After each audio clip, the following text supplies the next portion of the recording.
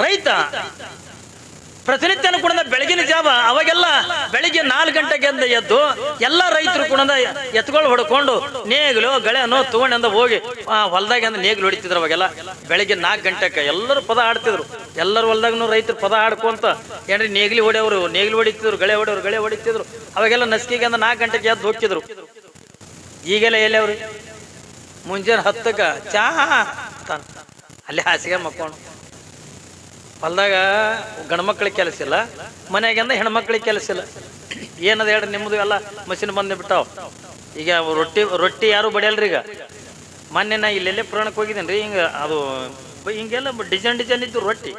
ನಾನು ಇದು ಹ್ಯಾಂಗೋ ಡಿಸೈನ್ ಇದು ಬೆಲ್ಲುಣಿಗೆ ಲಟ್ಟಿಸ್ತಾರತ್ತ, ಬಡಿಲಕ್ಕೆ ತಾಕತ್ತಿಲ್ಲ.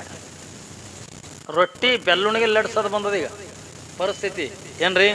ಅದನ್ನು ಹೋಗ್ಯದ. ಈಗ ಮಷಿನ್ ಬಂದ್ಬಿಟ್ಟ, ರೊಟ್ಟಿ ಮಾಡಕ್ ಮಷಿನ್ ಬಂದ, ಚಪಾತಿ ಮಾಡಕ್ ಮಷಿನ್ ಬಂದ ಏನ್ರಿ. ಅನ್ನ ಕೂತದಿಲ್ಲ ನೋಡಂಗಿಲ್ಲ, ಅದಕ್ಕೂ ಕೂಡ ಮಷಿನ್ ಬಂದ. ಅದಕ್ಕೆ ಏನಂತ ನಾ ಕುದ್ದಿನೇ ಯವ್ವ ತಂದು 3 ಸರಿ ಚೀರ್ತಂದ್ರ ಅದ್ರ ಕಿವಿ ಹಿಡ್ದು ಇಳ್ಸೋದು.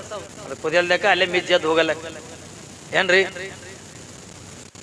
ಅದಕ್ಕೂ ಮಷಿನ್ ಬಂದದ, ಎಲ್ಲದಕ್ಕೂ ಮಷಿನ್ ಬಂದದ. ಅಪ್ಪಿ ತಪ್ಪಿ ಗಂಡು ಊಟ ಕೂತಿದ್ದ, ಒಂದೇಳಿ ಶೇಂಗಾದ ಹಿಂಡಿ ಅನ್ನೋದ್ರಾಗ ಹಂಗೆ 4 ಕಾಳು ಶೇಂಗಾ ಒಂದಿಟ್ಟು ಉಪ್ಪು ಹೋಗ್ಯಾನ ವೈ ಏನಂತಿರುವನ ಅದೇ ಟಾಪ್ ಬಿಡ ಎಂತ ಇನ್ನೊಬ್ಬ ಬಂದಂದ್ರೆ ಅವ್ನಿಗೆ ಹಿಂಡಿನೂ ಬೇಡ ಹೆಂಡಿನೂ ಬೇಡ ಏನ್ರಿ. ಏನು ಇಲ್ಲ, ಈಗ ಲೆಕ್ಕದ ಮೇಲೆ ಅಡಿಗೆ ತೀತ್ರೆ ಎಲ್ಲದಕ್ಕೂ ಮಷಿನ್ ಬಂದದ. ಇನ್ನೊಂದು ಮಷಿನ್ ಒಂದು ಬಂದದ, ಹೈರಾಣಾಲಕತ್ತೀರಿ ಉಣಸ ಮಷಿನ್ ಬಂದದ ಇಲ್ಲಿ ಗುಲ್ಬರ್ಗ. ಅಂದ್ರೆ ಹಿಂಗೆ ಗಂಗಳದ ಹಿಡ್ಕೊಂಡು ಹಿಂಗೆ ತೋಳೋದು, ಕೈ ಮಡ್ಸೋದು, ಸೀದಾ ಮಾಡೋದು, ಎಷ್ಟು ಹೈರಾಣಾಲಕತ್ತೀರಿ. ಅದಕ್ಕೊಂದು ಮಷಿನ್ ಬಂದದ. ಅಲ್ಲಿ ಗುಲ್ಬರ್ಗ ಹಾಸ್ಪಿಟಲ್ದಾಗ ನೋಡಿನ ಅದಕ್ಕೆ ಅದು ಮಷಿನಕ್ಕೆ ಚಮಚಕ ಅವ್ನ ಬಾಯಿಗೆ ಅಡ್ಜಸ್ಟ್ ಹಂಗೆ ಕರೆಕ್ಟ್ ಕುಂದ್ರಿಸಿರ್ತಾರ. ರೆಡಿಯಾನೋ ಹ್ಞೂ ರೀ ಸರ್ ಅಂದ್ಕೊಳ್ಳೆ ನಾವು ಬೊಗಣ್ಯಾಗ ಪಾಯಸ ಗೀಸ ಮಾಡಿ ಇಟ್ಟಿರ್ತಾರ. ಬಟನ್ ಹೊಡಿತಾರೆ, ಬಟನ್ ಹೊಡೆನ ಅದು ಚಮಚದ ತರ್ತದ, ಹಾಕ್ತದ ಹೋಗ್ತದ, ಹಾಕ್ತದ ಹೋಗ್ತದ. ಅದು ಬರೋದ್ರಾಗ ನುಂಗಿರ್ಬೇಕು. ಅದು JCB ಇದ್ದಂಗೆ ಅದು ಹೇಳ್ರಿ. ಅದು ಬರೋದ್ರಾಗ ನುಂಗಿರ್ಬೇಕು. ನೀ ಎಲ್ಲರ ತಡಿ ಅಂದ್ರೆ ತಡೆಯಂಗಿಲ್ಲ. ಅದು ತರೋದು ಹಾಕೋದು ಹೋಗೋದು, ತರೋದು ಹಾಕೋದು ಹೋಗೋದು. ಅಪ್ಪಿ ತಪ್ಪಿ ಎಲ್ಲ ಹಿಂಗೆ ತಿಂಡ್ಕೊಂಡು ಕೊಟ್ಟದ ಆ ಕಡೆಗೆ ಸಂಡಿ ಮಾಡಿದೆ. ಕಿವಿ ಸಿಕ್ಕರೆ ಕಿವ್ಯಾಗ ಆಗ್ತದೆ, ಮೂಗು ಸಿಕ್ಕರೆ ಮೂಗನಾಗ ಹಾಕಿ ಹೋಗ್ಬಿಡ್ತದೆ. ಅದೊಂದು ಮಷಿನ್ ಅದು ಪಾಪ. ಹೌದಲ್ಲ, ಅದನ್ನು ತರಿಸುವರಿ ಹೈರಾಣಾಲಕ. ಹೊಲ್ದಾಗ ಗಂಡ್ಮಕ್ಳಿಗೆ ಕೆಲಸನೇ ಇಲ್ಲ, ಎಲ್ಲ ಟ್ರಾಕ್ಟರ್ ಮೇಲೆ ಬಂದ್ಬಿಟ್ಟದ. ಈಗ ಬಿತ್ತೋದು ಟ್ರಾಕ್ಟ್ರ, ಹರಗದ ಟ್ರಾಕ್ಟ್ರ ಏನ್ರಿ. ಮುಂದೆ ಬೆಳೆದ ರಾಶಿ ಮಾಡೋದು ಕೂಡ ಏನ್ರಿ, ಅದಕ್ಕೂ ಕೂಡ ಮಷಿನ್ ಬಂದದ. ಪ್ರತಿಯೊಂದಕ್ಕೂ ಕೂಡ ಮಷಿನ. ಗಂಡ್ಮಕ್ಳಿಗೆ ಕೆಲಸ ಇಲ್ಲ, ಹೆಣ್ಮಕ್ಳಿಗೆ ಕೆಲಸ ಇಲ್ಲ. ಹೌದಲ್ರಿ. ಅವಾಗ ಹಿಂದೆ ಮನುಷ್ಯಾಗ ಬಾಲ ಇತ್ತತ್ತ, ಅದಕ್ಕೆ ಕೆಲಸ ಇಲ್ಲಾರಕ್ಕೆ ಉತ್ಕೊಂಡು ಹೋಗ್ಯದ. ಮನುಷ್ಯಾಗನು ಬಾಲ ಇತ್ತತ್ತ, ಅದು ಕೆಲಸ ಇಲ್ಲಾರಕ್ಕೆ ಉತ್ಕೊಂಡು ಹೋಗ್ಯದತ್ತ. ಮತ್ತೆ ಕೈ ಕೆಲಸ ಇಲ್ಲ, ಕೈ ಇಟ್ಟು ಉತ್ಕೊಂಡು ಹೋಕ್ಕವ. ಕಾಲು ಕೆಲಸ ಇಲ್ಲ, ಕಾಲಿಗೆ ಇಟ್ಟು ಉತ್ಕೊಂಡು ಹೋಕ್ಕವ. ಸುಮ್ಮ ಈಟೆ ಅಂದ ನೀವು ರೆಪ್ಪಂತಾಯಿ ಗುಡಿಗೆ ಅದು ಬರ್ತೀರಿ ಹೋಗಿರತ್ತಂದು ಕಾಲು ಕೆಲಸ ಮಾಡ್ಲಕತ್ತಾವ. ಇಲ್ಲಾರಿ ಅಂದ ಅವು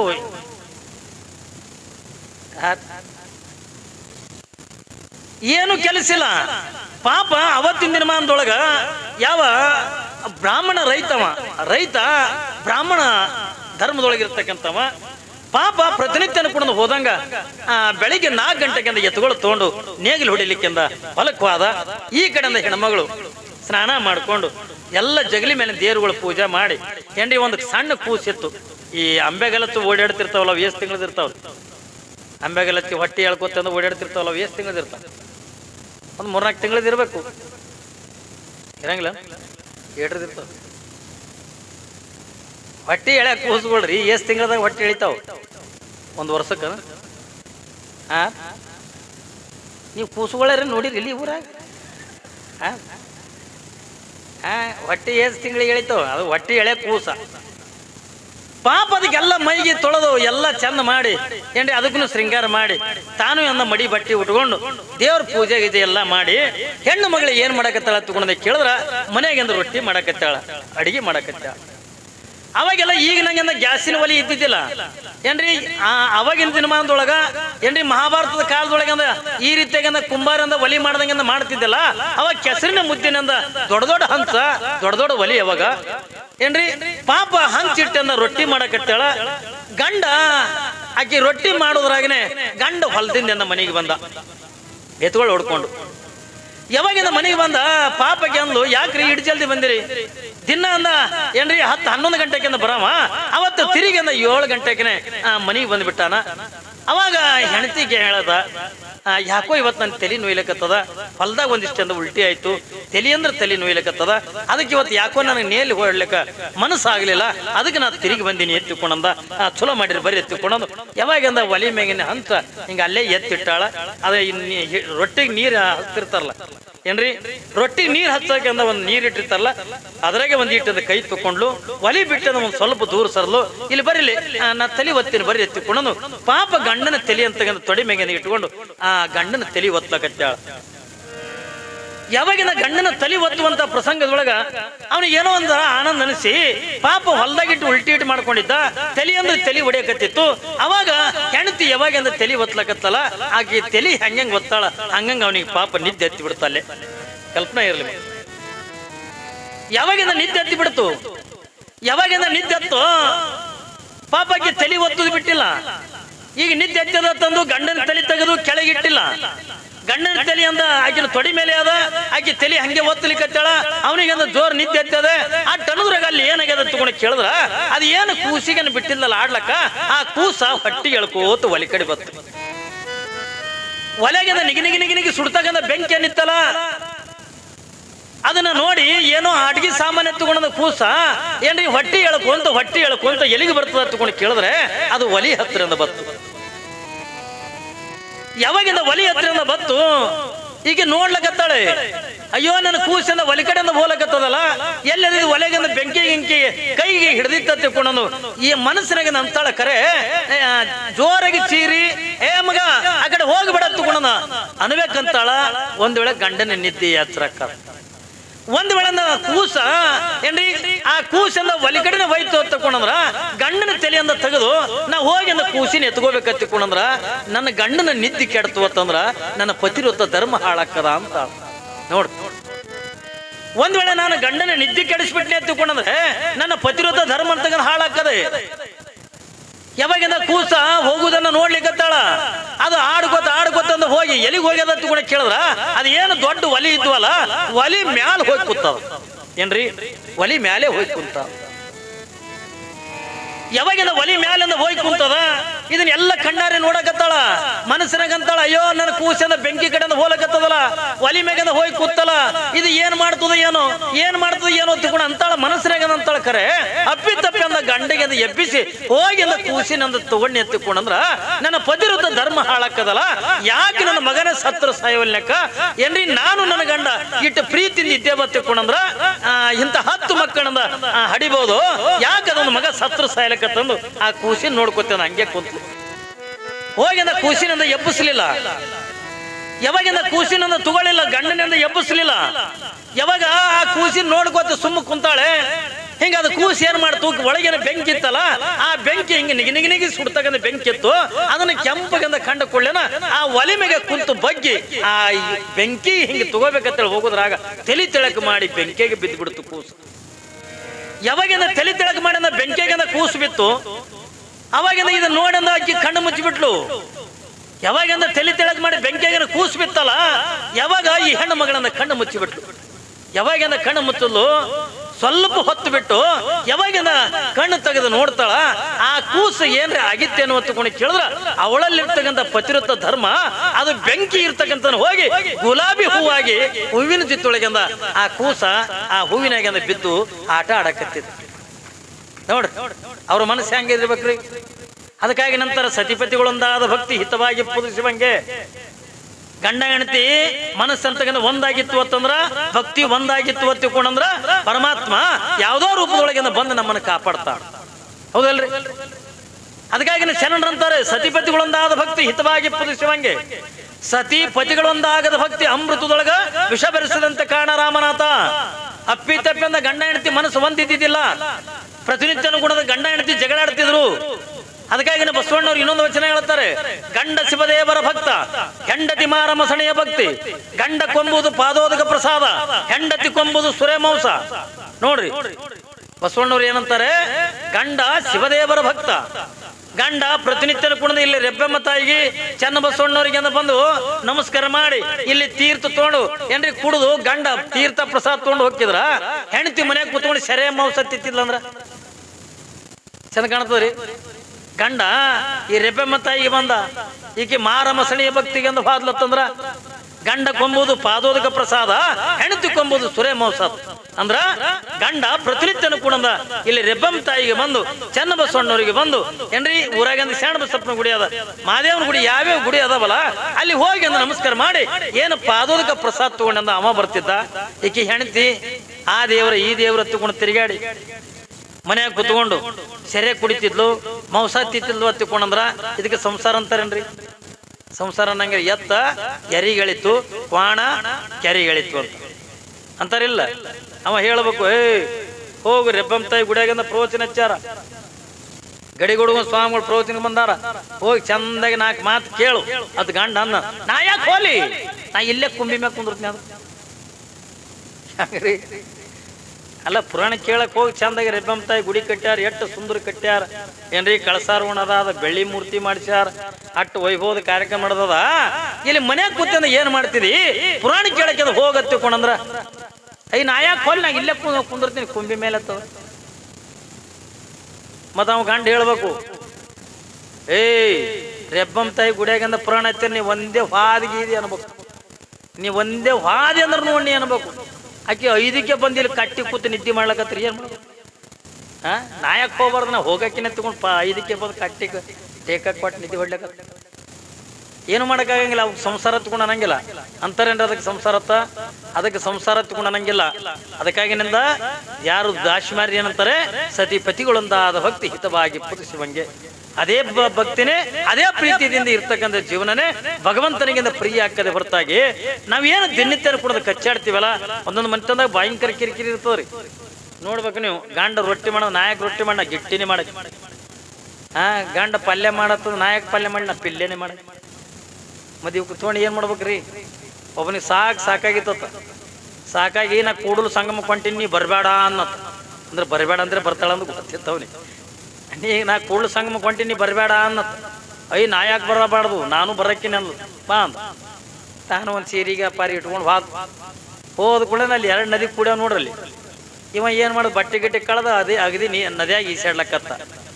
ಇವನು ನೋಡಿ ಈಕಿನೂ ಹೊಂಟ್ಲು, ಬ್ಯಾಡ ಬರಬೇಡ, ನೀ ಅಲ್ಲೇ ಮ್ಯಾಲೆ ನೀರು ತಂದು ಕೊಡ್ತೀನಿ, ನೀ ಬರಬೇಡ, ನೀರು ಭಾಳವ ಅಂದ. ನಿನಗಿಲ್ಲ ನನಗೆ ಇರ್ತಾವ ನೀರು ಭಾಳ, ನಾ ಬರಕ್ಕಿನಿ ಅಂದ್ಲು. ಬಾ ನೀನು ತಂದಿದ್ದೆ ಅದಕ್ಕೆ ತಂದೆ. ಮತ್ತೆ ಏನ್ ಮಾಡ್ಬೇಕ್ರಿ, ಬಾ.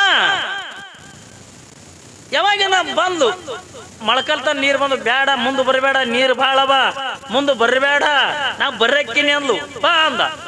ಟೊಂಕಿ ಬಂದು ನೀರು, ಬರಬೇಡ ಮುಂದ ನೀರು ಭಾಳವ, 2 ನದಿ ಕೂಡವಿಲ್ಲಿ, ನಿನಗೆ ಕೂಡಿಲ್ಲ ನನಗೆ ಕೂಡ್ಯಾವ.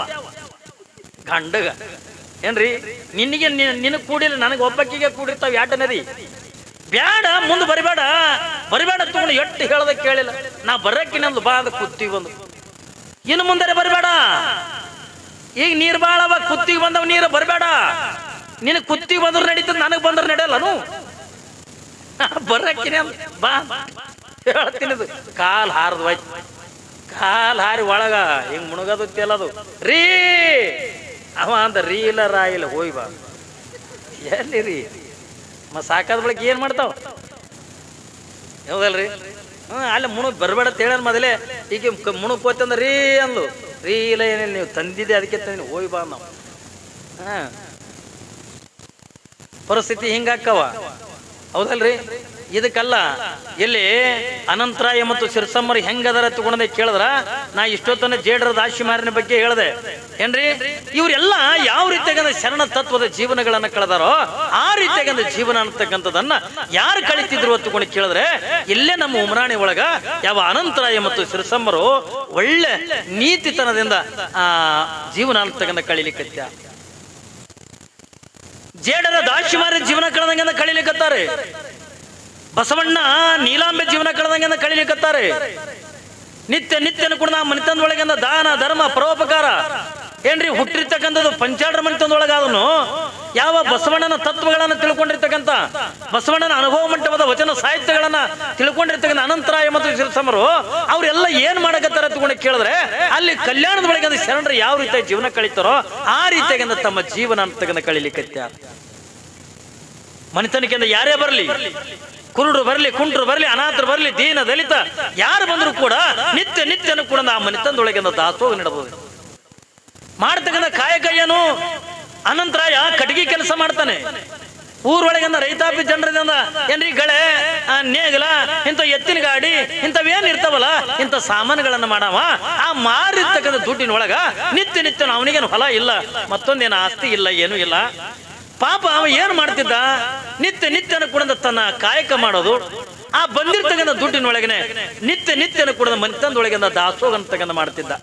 ಏನ್ರಿ ಆ ಊರೊಳಗಿಂದ ಒಂದು ಹಿರೇಮಠ. ಆ ಹಿರೇಮಠದ ಮೇಲೆ ಅಪಾರವಾಗಿರ್ತಕ್ಕಂಥ ಭಕ್ತಿ ಅವರು. ಏನ್ರಿ ಯಾವಾಗಲೂ ಕೂಡ ಅಲ್ಲಿ ಊರು ಹೊರಗಿನ ಒಂದು ಲಿಂಗ ಇರ್ತಕ್ಕಂಥ ದೇವಸ್ಥಾನ. ಹೆಂಗ ನಿಮ್ಮದು ಇವತ್ತು ನೋಡ್ರಿ, ಇದಕ್ಕೆ ಎಷ್ಟು ಅರ್ಥ ಅದ ತಗೊಂಡ ಕೇಳಿದ್ರೆ, ಇವತ್ತು ನಿಮ್ಮಲ್ಲಿ ರೆಬ್ಬಮ್ಮ ತಾಯಿ ದೇವಸ್ಥಾನ ಹೆಂಗದ ತಗೊಂಡು ಕೇಳಿದ್ರೆ ಬಹುಶಃ ನಿಮ್ಮ ಊರನ ಮಂದಿ ನಿಮ್ಗೆ ಗೊತ್ತಿಲ್ಲ. ಒಂದು ಮಾತು ಹೇಳ್ತಾರ, ಏನ್ರಿ ಗಂಗೆಯ ತಡಿ, ಲಿಂಗದ ಗುಡಿ, ಏನ್ರಿ ಆಲದ ಜಡಿ ಎತ್ತಿಕೊಂಡ, ಏನ್ರಿ ಇವು ಮೂರು ಎಲ್ಲಿ ಕೂಡಿರ್ತವಲ್ಲ ಅದು ಸಾಮಾನ್ಯವಾಗಿರ್ತಕ್ಕಂಥ ಸ್ಥಾನ ಅಲ್ಲ, ಅದು ಪವಿತ್ರವಾಗಿರ್ತಕ್ಕಂಥ ಪುಣ್ಯಕ್ಷೇತ್ರ ಹಾಕದತ್ತ ಅನ್ನೋದನ್ನ ನಾವ್ ಯಾರು ಕೂಡ ಮರಿಬಾರ್ದು. ಯಾಕಂದ್ರೆ ಗಂಗೆಯ ತಡಿ ಎತ್ತಂದ್ರ ಮಗ್ಗಲಿ ಹಳ್ಳದ, ಏನ್ರಿ ನೀರ್ ಹರಿತಕ್ಕಂಥ ಹಳ್ಳದ. ಆಲದ ಜಡಿ ಎತ್ತಂದ್ರ ಸುತ್ತಮುತ್ತ ಗಿಡ ಗಂಪುಗಳದಾವೆ. ಒಂದು ಕಡೆಗೆ ರೆಬ್ಬೆಮ್ಮ ತಾಯಿದಂದ ಲಿಂಗದ ಗುಡಿ ಅದೇ. ಇದು ಎಲ್ಲ ನೋಡಿದ್ರ ಇದು ನಿಮ್ಮ ನೋಡಕ್ಕಿಂತ ಏನು ಅನ್ಸಂಗಿಲ್ಲ. ಆದ್ರೆ ಹೊರಗಿನಿಂದ ಬಂದು ನೋಡವನಿಗೆ ಏನ್ ಅನ್ಸ್ತದ? ಇದು ದೇವಸ್ಥಾನ ಸುಮ್ಮನೆ ಆಗಿರ್ತಕ್ಕಂಥದ್ದಲ್ಲ. ಇದು ಏನದ ತಗೊಂಡ ಕೇಳಿದ್ರ ಪರಮ ಪವಿತ್ರವಾಗಿರ್ತಕ್ಕಂಥ ಪುಣ್ಯಕ್ಷೇತ್ರದ ರೆಬ್ಬೆಮ್ಮ ತಾಯಿ ಗುಡಿ ಅನ್ನೋದನ್ನ ನಾವ್ ಯಾರು ಕೂಡ ಮರಿಬಾರದು. ಹಂಗಲ್ಲಿ ಉಮರಾಣಿ ಒಳಗನು ಕೂಡ ಊರು ಹೊರಗಿಂದ ದೇವಸ್ಥಾನ. ನಿತ್ಯ ನಿತ್ಯನು ಕೂಡ ಯಾವ ಅನಂತರಾಯ ಸಿರಸಮ್ಮರು ಹೆಂಗ ಜೀವನ ಹತ್ತುಕೊಂಡ ಕೇಳಿದ್ರೆ ನಿತ್ಯ ನಿತ್ಯನ ಬೆಳಗಿನ ಜಾವ ಸ್ನಾನ ಮಾಡಬೇಕು. ಒಂದು ಕಡೆಗೆ ಈಕಿ ಆ ಯಾವ ಸಿರಸಮ್ಮ ನಿತ್ಯ ನಿತ್ಯನ ನೋಡ್ರಿ ತಾನು ಹುಟ್ಟಿರ್ತಕ್ಕಂಥ ಪಂಚಾಢ್ರ ಮನೆತನದೊಳಗಿದ್ರು ಗಂಡನ ಮೇಲೊಂದು ಅಪಾರವಾಗಿರ್ತಕ್ಕ ನಂಬಿಕೆ. ನಿತ್ಯ ನಿತ್ಯನ ಕೂಡ ಗಂಡನ ಪಾದ ಪೂಜೆ ಮಾಡ್ಕೋತಿದ್ಲು ನೋಡ್ರಿ. ಪ್ರತಿನಿತ್ಯನ ಕೂಡ ತಾವು ಏನ ಲಿಂಗ ಪೂಜೆ ಮಾಡ್ಕೋತಾರಲ್ಲ, ಬಸವಣ್ಣನವರ ವಚನಕ್ಕ ಬಸವಣ್ಣನ ತತ್ವಕ್ಕೆ ಮಾರು ಹೋಗಿ ತಾವು ಜನಿವಾರ ಹಾಕಬೇಕಾಗಿತ್ತು. ಅನಂತರಾಯ ಕಲ್ಪನೆ ಇರಲಿ ಮಗ, ಅವರು ಜನಿವಾರ ಹಾಕಬೇಕು. ಯಾಕೆ ಪಂಚಾಢ್ರ ಹೊತ್ತುಕೊಂಡ್ರ ಬಡಗೇರ ಮನೆತನದೊಳಗಿಂದ ಇರ್ತಕ್ಕಂಥವ್ರು ತಂದಾಗ ಅವ್ರು ನಿಜವಾಗ್ಲೂ ಕೂಡ ಜನಿವಾರ ಹಾಕಬೇಕಾಗಿತ್ತು. ಆದ್ರ ಅವತ್ತು 12ನೇ ಶತಮಾನದು ಆಗಲಿಂದ ಬಸವಣ್ಣನವರ ಪ್ರಭಾವ ಎಲ್ಲಾ ಕಡೆ ಕೂಡ ಬೆಳಗ್ಗೆ ಬಿಟ್ಟಿತ್ತು. ಏನ್ರಿ ನಾಡಿನ ಮೂಲೆಗಳಿಂದ ಎಲ್ಲಾ ಕಡೆ ಕೂಡ ಶರಣರು ಕಲ್ಯಾಣಕ್ಕೆ ಬರ್ತಿದ್ರು. ಅವತ್ತಿನ ದಿನಮಾನದೊಳಗಿಂದ ಲಿಂಗ ಅಂದ್ರೆ ಏನು, ಏನ್ರಿ ಗುರು ಅಂದ್ರೆ ಏನು, ಲಿಂಗ ಅಂದ್ರೆ ಏನು, ಜಂಗಮ ಅಂದ್ರೆ ಏನು, ಅಷ್ಟಾಭರಣಗಳಂದ್ರೆ ಏನು, ಷಡಸ್ಥಲಗಳಂದ್ರೆ ಏನು, ಪಂಚಾಚಾರಗಳಂದ್ರೆ ಏನು ಅನ್ನೋದನ್ನ ಅವತ್ತಿನ ದಿನಮಾನದೊಳಗ ಕಲ್ಯಾಣದಿಂದ ನಾಡಿನ ಮೂಲೆಗಳು ಎಲ್ಲಾ ಕಡೆ ಕೂಡ ಸಾರಿ ಬಿಟ್ಟಿತ್ತು. ಆ ಬಸವಣ್ಣನವರ ಪ್ರಭಾವಕ್ಕಾಗಿ ಯಾವ ಅನಂತರಾಯ ಮತ್ತು ಸಿರಸಮ್ಮರು ಜನಿವಾರ ಹಾಕಲಾರ್ದೇನೆ ಕೊರಳಾಗಿಂದ ಲಿಂಗ ಧರಿಸ್ಕೊಂಡ್ರು. ಏನ್ರಿ ಜನಿವಾರ ತೆಗೆದು ಲಿಂಗವನ್ನ ಧರಿಸ್ಕೊಂಡ್ರು ಅವರು. ಯಾಕ? ಲಿಂಗದೊಳಗಿಂದ ಅಟ್ಟ ತಾಕತ್ತಿದೆ, ಲಿಂಗದೊಳಗಿಂದ ಶಕ್ತಿ ಇದೆ. ಏನ್ರಿ ಲಿಂಗ ಇದು ಸಾಮಾನ್ಯವಾಗಿರ್ತಕ್ಕಂಥದ್ದಲ್ಲ. ಲಿಂಗ ಇದು ಏನು ಒತ್ತಿಕೊಂಡ ಕೇಳಿದ್ರೆ ಪರಮಾತ್ಮನ ಸ್ವರೂಪ ಐತ್ರಿ. ಅದಕ್ಕಾಗಿ ಬಸವಣ್ಣವ್ರು ಹೇಳ್ತಾರಲ್ಲ, ದೇವರನ್ನ ನೀವ್ ಯಾರೇ ನೋಡಿರೇನ್ರಿ? ದೇವರನ್ನ ಯಾರು ನೋಡಿರಿ? ಪರಮಾತ್ಮನ ಎಲ್ಲಾರು ನೋಡಿರೇನ್ರಿ? ನೋಡಿಲ್ಲ ಅಲ್ಲ. ನೀವು ನೋಡಿದ ಪರಮಾತ್ಮ ಬೇರೆ, ಕ್ಯಾಲೆಂಡರ್ದನ ಪರಮಾತ್ಮ. ನೀವುಗಳೆಲ್ಲ ನೋಡಿದ್ದು ಕ್ಯಾಲೆಂಡರ್ದನ ಪರಮಾತ್ಮ. ಆದ್ರೆ ಬಸವಣ್ಣವರು ಅದು ಕ್ಯಾಲೆಂಡರ್ದನ ಪರಮಾತ್ಮನ ನೋಡ್ಲಿಲ್ಲ. ಅವಾಗೆಲ್ಲ ಕ್ಯಾಲೆಂಡರ್ ಏನ್ ಇದ್ದಿದ್ದಿಲ್ಲ. ಆದ್ರ ಅವತ್ತಿನ ದಿನಮಾನದೊಳಗೆ ಬಸವಣ್ಣ ದೇವರನ್ನ ನೋಡ್ರಿ, ಪರಮಾತ್ಮನ ನೋಡ್ಯಾನ. ಅವನು ನಿಜವಾಗಿರ್ತಕ್ಕಂಥ ದೃಷ್ಟಿ ಎಂತವಿರ್ಬೇಕತ್ತು ಅನ್ನೋದನ್ನ ನಾವು ಅರ್ಥ ಮಾಡ್ಕೋಬೇಕು. ಬಸವಣ್ಣವರು ಪರಮಾತ್ಮ ಹೆಂಗದನ ಅನ್ನೋದು ನೋಡಿದ್ರು. ಅದಕ್ಕಾಗಿ ನಾವು ಹೇಳ್ತಾರೆ, ಜಗದಗಲ ಮುಗಿಲಗಲ ನಿಮ್ಮಗಲ, ಪಾತಾಳದಿಂದ ತತ್ತ ನಿನ್ನ ಶ್ರೀಚರಣ, ಬ್ರಹ್ಮಾಂಡದಿಂದ ತತ್ತ ನಿನ್ನ ಶ್ರೀ ಮುಕುಟ, ಅಗಮ್ಯ ಅಗೋಚರ ಅಪ್ರತಿಮ ಲಿಂಗವೇ ಎನ್ನ ಕರಸ್ಥಳಕ್ಕೆ ಬಂದು ಚುರುಕಾದ್ರೆ ನೋಡು ಪರಮಾತ್ಮ ಹೆಂಗದನ್ರಿ. ನೀವು ತಿಳ್ಕೊಂಡಂಗಿಲ್ಲ ಪರಮಾತ್ಮ. ನಾವೇನ್ ತಿಳ್ಕೊಂಡಿವಿ? ಪರಮಾತ್ಮನ ಜಟ ಕಟ್ಟ್ಯಾನ, ಏನ್ರಿ ಹುಲಿ ಚರ್ಮ ಸುತ್ಯಾನ, ಕೊಳ್ಳಗ ಹಾವು ಹಾಕೊಂಡಾನ, ನಾವೇನು ತಿಳ್ಕೊತೀವಲ್ಲ. ಈ ಪರಮಾತ್ಮನೇ ಬೇರೆ.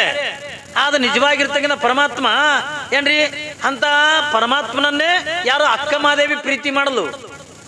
ನಾವೆಲ್ಲ ಇಂಥವ್ರನ್ನಿಂದ ಪ್ರೀತಿ ಮಾಡಿದ್ರ ಅಕ್ಕ ಮಹಾದೇವಿ ಯಾರನ್ನ ಪ್ರೀತಿ ಮಾಡ್ತಾಳ? ಗೆಳತಿಯರೆಲ್ಲ ಕೇಳ್ತಾರೆ, ನೀನು ಮದುವೆ ಮಾಡ್ಕೋಬೇಕಾದ್ರೆ ನಿನ್ನ ಗಂಡ ಹೆಂಗಿರ್ಬೇಕು? ನೋಡ್ರಿ ಅಕ್ಕಮಹಾದೇವಿಗೆ ಅಂತ ಕೇಳ್ತಾರೆ, ನೀನು ಮದುವೆ ಮಾಡ್ಕೋಬೇಕಾದ್ರ ಅವರೆಲ್ಲ ಹೇಳ್ತಿದ್ರು ನನ್ನ ಗಂಡ ಇಟ್ಟು ಹೈಟ್ ಇರ್ಬೇಕು. ಅವಾಗ ನೌಕರಿ ಇದ್ದಿಲ್ಲ, ಏನಿದ್ದಿಲ್ಲಲ್ರಿ 12ನೇ ಶತಮಾನದಾಗ ಎಲ್ಲಿದ್ದು ನೌಕರಿ? ನನ್ನ ಗಂಡ ಅಂದ್ರೆ ಇಟ್ಟು ಶ್ರೀಮಂತ ಆಗಿರ್ಬೇಕು, ನನ್ನ ಗಂಡ ಇಟ್ಟು ಹೈಟ್ ಆಗಿರ್ಬೇಕು, ಇಟ್ಟು ಚಂದ ಇರ್ಬೇಕು, ನೋಡಕ್ಕೆ ಅಂದ್ರೆ ಹಿಂಗಿರ್ಬೇಕು ಹಂಗಿರ್ಬೇಕು ಅಂತ್ಕೊಂಡು ಒಬ್ರಿಗೊಬ್ರು ಹೇಳ್ಕೊತಿದ್ರು. ಕೊನೆಯದಾಗಿ ಅಕ್ಕಮಹಾದೇವಿಗೆ ಅಂತ ಕೇಳಿದ್ರು, ನೀನು ಮದುವೆ ಮಾಡ್ಕೊಳ್ತಕ್ಕಂಥ ಗಂಡ ಹೆಂಗಿರ್ಬೇಕು, ನೀನು ಮದುವೆ ಮಾಡ್ಕೊಳ್ತಕ್ಕಂಥ ಗಂಡ ಎಂಥವ್ ಇರ್ಬೇಕು ಅಂತಕೊಂಡು ಕೇಳಿದಾಗ ನಾ ಆಗ್ಲೇ ಒಬ್ಬನಂದು ಇಷ್ಟಪಟ್ಟು ಬಿಟ್ಟಿನಿ ಅಂತ ಹೇಳಲು. ನೋಡ್ರಿ ಅಕ್ಕಮಹಾದೇವಿ ಹೇಳ್ತಾಳ, ನಾ ಆಗ್ಲೇ ಒಬ್ಬನ ಪ್ರೀತಿ ಮಾಡಕತ್ತೀನಿ, ಆಗ್ಲೇ ನಾ ಒಬ್ಬನ ಇಷ್ಟಪಟ್ಟು ಬಿಟ್ಟಿನಿ. ಯಾರನ್ನ? ಅವಾಗೆಂದ ಹೇಳ್ತಾಳೆ, ರೂಹಿಲ್ಲದ ಕೇಡಿಲ್ಲದ ಏನ್ರಿ ಸಾವಿಲ್ಲದ ಚೆಲುವಂಗ ಅನ್ನೋಲಿದನವ್ವ. ನೋಡ ಅಕ್ಕಮಹಾದೇವಿ ಅಂತಾಳ, ನಾ ಎಂತ ಗಂಡಗೆಂದ ಎಂತ ಗಂಡಿನನ್ನ ಒಲ್ದಿನ ಎತ್ತಿಕೊಂಡು ಕೇಳಿದ್ರ ರೂಪಿಲ್ಲದ.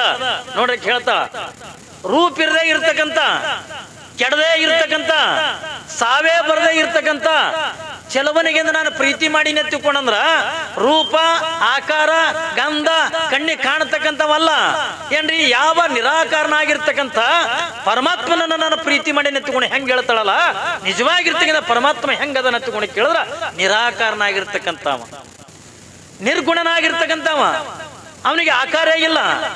ಯಾವ ಆಕಾರ ತಗೊಂಡು ಹೇಳ್ತೀರಿ? ಪರಮಾತ್ಮ ಇಲ್ಲೇ ಅದನ್ನ ತಗೊಂಡದಲ್ಲ. ಹೇಳ್ತಾರೆ ಬಸವಣ್ಣವರು, ಜಗದಗಲ ಈ ಜಗತ್ತೆಟ್ಟು ದೊಡ್ಡದಲ್ಲ, ಅಷ್ಟು ದೊಡ್ಡವ ಪರಮಾತ್ಮ ಅದಾನ.